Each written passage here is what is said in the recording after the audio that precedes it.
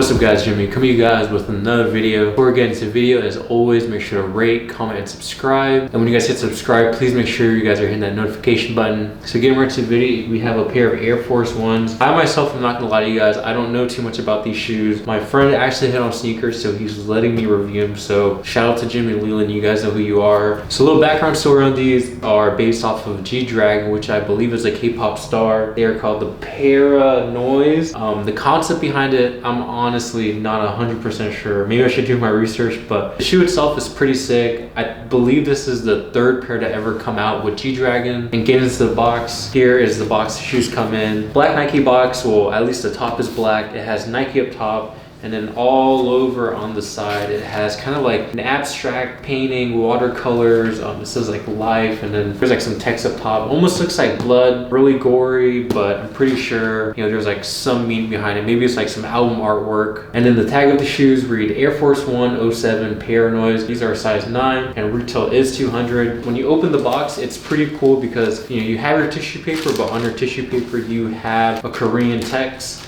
What that says, not too sure again, but really cool touch of detail that Nike added. And here are the shoes. Basically an all white Air Force One, but you know, once you break it down, it is, you know, not your typical white Air Force One. Here's a quick little overview of the shoe. Lots of detail on it, you know, like things that you won't notice maybe through pictures. So I'm gonna swap over to the left pair just because on the right pair, there's a lot of attachments. So I feel like that's gonna get in the way. But starting with the outsole of the shoe, you have a white outsole, but basically it looks like someone stepped in ink, paint, whatever it is. And then moving on to the midsole, you have that same pattern going on. There's basically like a smudge of ink that's smeared down. Personally, for myself, I think it looks pretty cool. You know, I don't know if that's the hype talking or if that's just me actually thinking they look pretty dope, because I think resale for these right now is fetching 400 to 500, just kind of depending on the size you guys are looking at. And then moving up top, you have a white upper, but actually if you guys look at pictures, and I'll place one right here, once you wear the shoe more and more, this breaks down, so it's basically almost like an eggshell. You know, like once you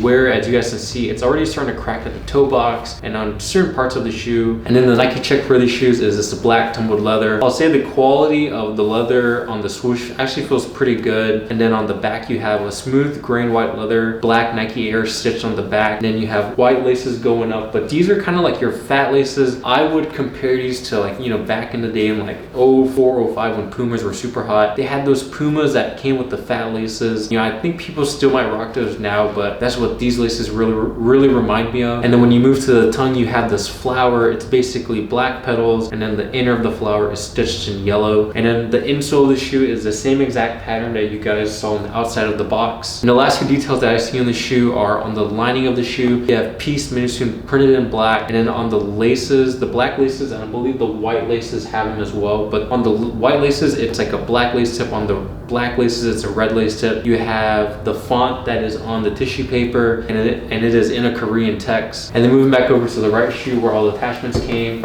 you have your lace bag, which comes in pretty cool because it doesn't say Nike, but it again comes in that Korean font. And I just noticed this now, but it comes with, I believe these are, I'm not too sure what this is. It might be like lace locks or, you know, something to stylize your laces, but pretty cool. It's like a flower, it's like some red emblem. Pretty cool little touch of detail. I'm not sure how you would exactly use these, but, you know, I'm pretty sure Nike has, you know, intended for these to be some way on the shoe. And just like on the Air Jordan 4s that comes with the hang tag, these come with a little tag where it has the flower, has the artist title, Just Do It, Nike 1988, Peace Menus, which was printed on the lining of the shoe. And that's gonna wrap with the review for the Air Force One Paranoise. Let me know what you guys think about the shoes. Personally, myself, would I cop for resale? Probably not. There's nothing about the shoe that makes me want them enough. You know, like, sure, there's a lot of hype behind them, but, you know, I'm not the biggest G-Dragon fan, nor am I a K-pop fan, so, you know, I don't have any sentimental value towards that. And the shoe itself, although I think it looks dope, it's just not dope enough for me to pay resale. So that's gonna wrap the video. Please make sure you guys stay tuned for more, and until next time, I'll see you guys later.